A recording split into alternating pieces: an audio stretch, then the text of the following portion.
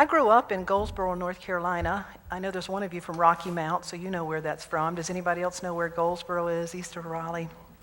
My family, my parents still live there. I have a sister and a brother-in-law that still live there. I grew up in the Pentecostal church, so if you recognize a little praise and worship in my get-up, that's where it came from. Praise the Lord, yeah. So if you say amen, you will not scare me. I'll think I'm at home. But growing up the way that I did, I just, I never really, the hell stuff and the sin, I heard it and it did scare me some, but the love and the light of God is what I really resonated with. And I somehow knew that we were all the likeness and image of God, as is said in the book of Genesis. Growing up, there came a time in my life where in that particular tradition, you come down to the altar and people would come around you and pray with you. And so probably when I was about 11 or 12 years old, I had that experience. And as I came down, I'll never forget, there was a group of people on my right, and there was someone on my right hand saying, "Sister Darlene, just hold on, honey, just hold on." And on my left, there was another person who said, "Sister Darlene, just let go, honey, just let go, just let go." And even as a kid, I remember stopping and hearing, "Hold on, let go," thinking, how in the world do I do that? That's probably why you speak in tongues. You're trying to figure out, how do you hold on and let go? But what I have come to believe is that life is about learning to live in between that holding on and letting go.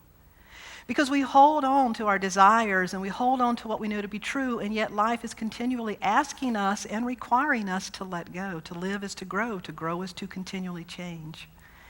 I love what Emerson said when he said, "What lies behind us and what lies before us are tiny matters compared to what lies within us." And I truly believe that this life in this place of holding on and letting go is about coming to discover what it is that lies within us.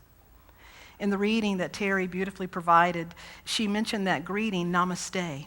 And I love that greeting because namaste is really that I behold the divinity in you.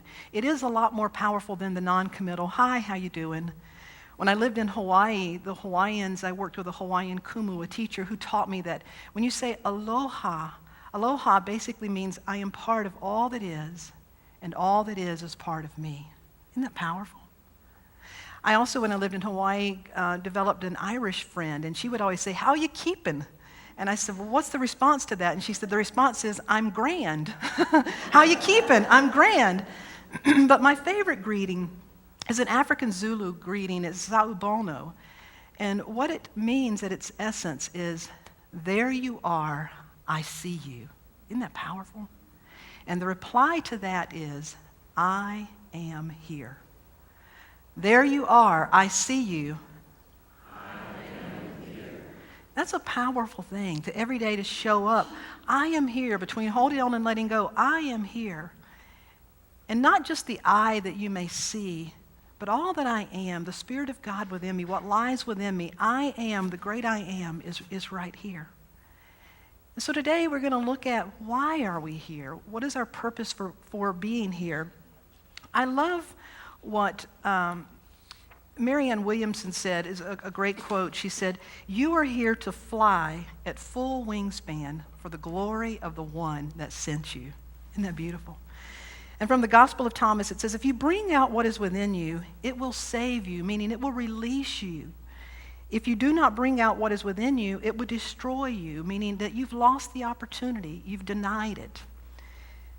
I also like what Meister Eckhart said when he said, "Become aware of what is in you, announce it, pronounce it, produce it, and give it birth."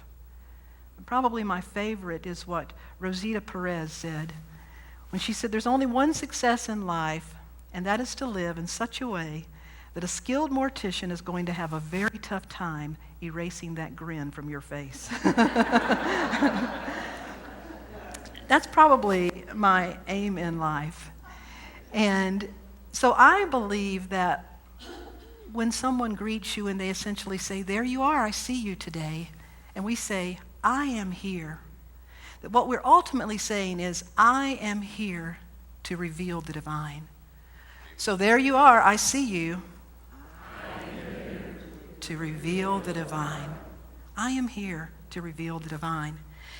And it takes a lot of a lot of courage to do that. E.E. Cummings said, it takes courage to grow up and be who you really are. And I think every day life is calling us out and calling us to grow up and to be who we really are. Life is asking us, do you know who you are? And are you showing up as you really know yourself to be? There's a great story from the Sufi tradition. If you're familiar with the Sufi tradition, there's a character called Nasruddin. Nasruddin is known as the wise fool. He imparts great wisdom in foolish ways. So there's a story of Nasruddin where he's walking into a bank one day, and he looks like someone who walked away from Woodstock and never got over it. He's just kind of this scruffy-looking guy walking into the bank. And he walks in with a check, and he hands it to the teller, and he wants to cash this check. And the teller says, well, sir, I need for some ID. And he looks a little puzzled, and she said, you'll need to identify yourself. He fills in his pockets, and he says, wait just a minute.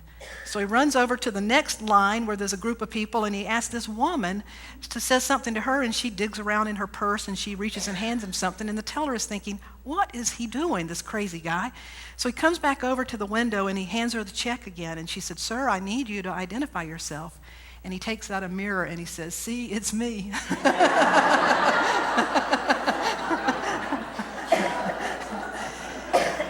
And I love that because it's like every day life is saying, who are you? And so often we respond in the way that we think we're required to show up. But ultimately, every day, our soul, our spirit, the God of our being is saying, who do you know yourself to be? Do you know yourself to be the likeness and image of God, one with all that is, created in the likeness and image of God, perfect, whole, and complete? Now, we are growing into the awareness of that. Anybody besides me ever show up as something less than your highest and best self? Anybody this morning ever show up as somebody less than you? Yeah. So we're all on that journey of doing that. And often in times we get tripped up and we feel like, we have to compare ourselves. Yesterday in the workshop, I gave everyone at the end an acorn. I love the acorn. Sometimes I pray and meditate holding it in my hand because an acorn is ultimately what? An oak tree. An acorn is ultimately an oak tree. And acorns don't go around and say, I'm a prettier acorn than you are. I'm a skinnier acorn. I'm a younger acorn. I'm an older acorn. They don't compete to be acorns. Acorns just want the conditions to be right so they can grow up to be an oak tree. And the miracle is that in that tiny little acorn, there is the intelligence. There's this perfect pattern of potential. Well, inside of each and every one, there is also the perfect pattern of potential. In unity, we call it the Christ. In other traditions, they call it the Atman, the Buddha nature, the divine spark. But this perfect pattern of potential is our true nature. Just waiting for us to blossom and unfold into the realness of our potential, that we are truly that. But so often we get caught up in other things.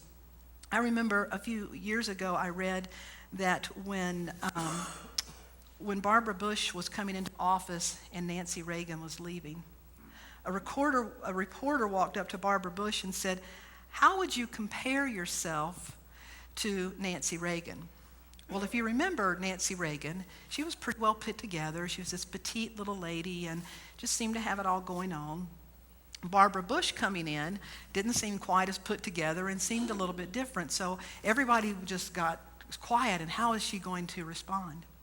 When the reporter said, how would you compare yourself to Nancy Reagan? Incoming First Lady Barbara Bush said, well, Nancy supports her husband. I support my husband. Nancy works diligently for her causes. I work diligently for my causes. Nancy is a size 3, and my leg is a size 3.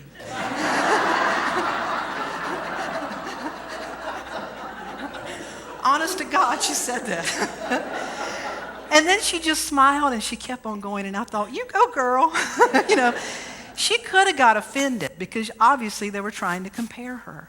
But she didn't get offended. She did not let them define who she knew herself to be. Tony Robbins said, what we can or cannot do, what we consider possible or impossible, is rarely a function of our true capability. It's more a function of our beliefs about who we are. And in the Gospels and in the teachings, Jesus, the master teacher, was always seeking to help people understand who they really were. There's a parable that I love from the Gospel of Matthew. It's called the parable of the workers in the vineyard, and it begins like this. For the kingdom of heaven is like a landowner who went out early in the morning to hire workers for his vineyard. He agreed to pay them a denarius for today and sent them into his vineyard. I'm going to break it down into modern language, and the story goes on, and it goes like this. So there's this man who has a vineyard, and he needs some workers. And he goes out in the morning, and he finds a group of people. And he comes to this group of people, and he says, I'll pay you $200 today if you'll go work in my vineyard. Would you go and work? All of you said, be enthusiastic. I'll pay you $200 if you go work in my vineyard today. Will you go work in my vineyard? Yes. So they're excited, and they go out. And then about lunchtime, I'm hanging out in Starbucks because that's what I've learned to do in Seattle. I run into this group of people, and they're not working. And I say, are you looking work? And if so, if you'd like to go work in my vineyard, go work in my vineyard, and I'll pay you a fair day's wages. And they say, yes. They're excited, and they go out, and they join the others and begin working. And then as the parable goes, it says, late in the evening, toward the final hour, so about 4 o'clock, I walk around, and I don't know where these folks have been all day. We're not asking questions. We just find these group of people. They're not working, and we say, I've got some work in my vineyard. Would you like to go work for me the rest of the day, and I'll pay you a fair wage? And you said, yes. So they all went. And then the gospel in Matthew says, so at the end of the day, he went back to the workers, and he went to the workers, the first workers, and he paid them their $200, and they were happy. They're very happy. He goes to the second group of people, and he pays them $200, and they're real happy. How are you feeling now? But you were happy a while ago. Then he goes to the third group of people who have only worked an hour, and he pays them the same amount, $200. How are you feeling? They're ecstatic happy. How are you feeling? What's up? How are you feeling? They're pissed off. They left already.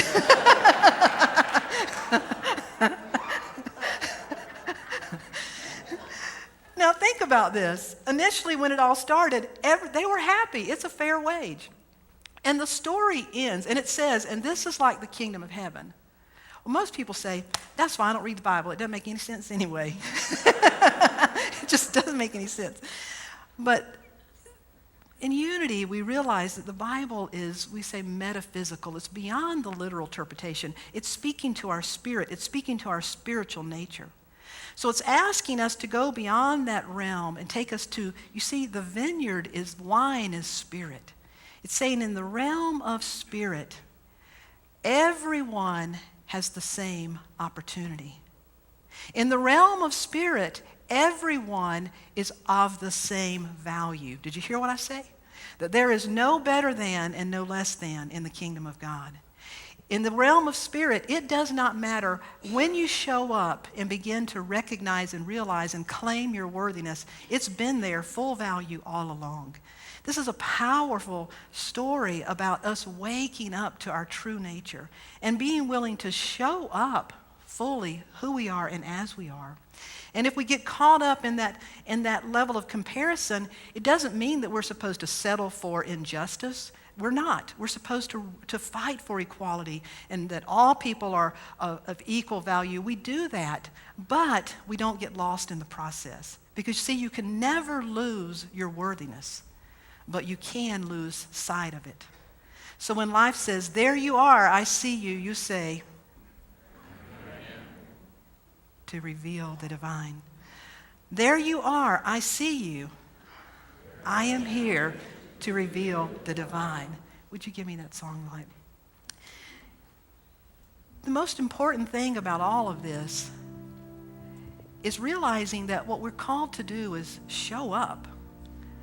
That there's something pretty powerful and incredible when we begin to show up, when we're willing to show up. Many years ago, when I still lived in North Carolina, I was doing some consulting work for a magazine called Spectator Magazine out of Raleigh, North Carolina. I was helping them put together a sales and marketing team. And one day, while I was there in their office building, this gentleman showed up, drove in a nice car, and he came in all dressed in white with a hat, and he handed me this envelope that said Darlene Strickland. And I didn't know what, the people around me looked at me like maybe I'd been served. Was I going to prison? What had I done? I didn't know what it was. So I opened up the envelope with peeking people all around me and thinking, what is this? And I opened it up, and it was this invitation from Governor Jim Hunt at the time. It was an invitation to go to a governor's luncheon. And that's basically all it said. You are cordially invited to luncheon with the governor of the state of North Carolina. Had the time and everything. And so the people said, wow, what is that? What did you do? And I still had no idea how I got it, why I got it, what it was. And then I started thinking about, wow, the governor's luncheon, I need to brush up on my etiquette. And so I did that. I brushed up on my etiquette. I got my little outfit, and I showed up on that day. And I walked in, and as soon as I walked in, I started seeing signs about the Special Olympics, so that was a clue. But I looked around, and there were like Michael Jordan. There were all these celebrities and faces, local media, heads of companies, people that I recognized, and me. And I kept walking around with my name tag thinking, how in the world, why am I here? And I paid attention to how I felt. I kind of felt like, you remember in elementary school when they'd give you a piece of paper and they'd say which one doesn't fit, and there was an apple, an orange, and a tractor. Apple, orange, banana, and a tractor, and you had to figure out which one didn't fit. Well, I felt like that in that thing. I'm like, I don't fit in here. But I enjoyed a great lunch, and as it turned out, the Special Olympics were coming to North Carolina, and we were all being invited to be a part of the sponsoring team to recruit other people, so I was glad to sign up and say yes. But I couldn't be fully present because the whole time my mind was thinking, why am I here? Why am I here? Why am I here? Even when I left and I told the people that were working in the company what had happened, they were all like, well, how did you get to go? Why didn't we get to go? And I was sort of obsessed with that. Why was I there? And sometime after that, I let it go a little bit. And it was a time in my life when things were shifting. I was beginning to be called into a new direction.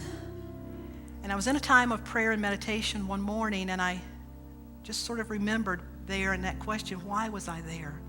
And I clearly heard, Darlene, you were there because you accepted the invitation. And I had this incredible wave of tears, and something moved over me, and I thought, you know what? It's that simple. Nothing else really matters. The reason I was there is because I accepted the invitation. What I know about life and what I believe about life is that each of us are called every day from the time we take our first breath. We're called to accept an invitation. And the invitation is to come to know who we are, the likeness and image of God, the light of the world.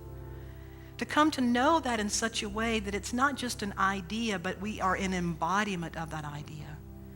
You see, the difference in unity, we teach the difference between Jesus and us is simply that he knew who he was. We may not yet fully know it. Buddha, other great master teachers became enlightened beings because they fully embodied this divine idea. Each of us are embodying this as we are waking up to it. I believe here at Unity of Mills River, there's something special happening, and I want to be a part of that. I believe that this is just a special place. It's an energetic vortex. It's a natural place of beauty. And I believe people are being drawn to this area because they're hungry, they're spiritual seekers, and they're spiritual finders. And I truly believe that each and every one of us are here to play a role in that. That it's time that our world is ready to wake up and to step into who we are and to step into it into a new way where change is really felt. And so that every person, no matter who they are, when life says, there you are, I see you, they will be able to respond, I am here to reveal the divine. And so I've written a song that anchors this in, and I want us to sing that together today, and it goes like this.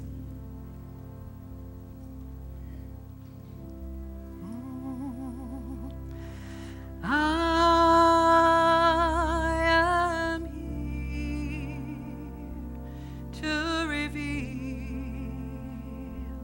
the divine. I am here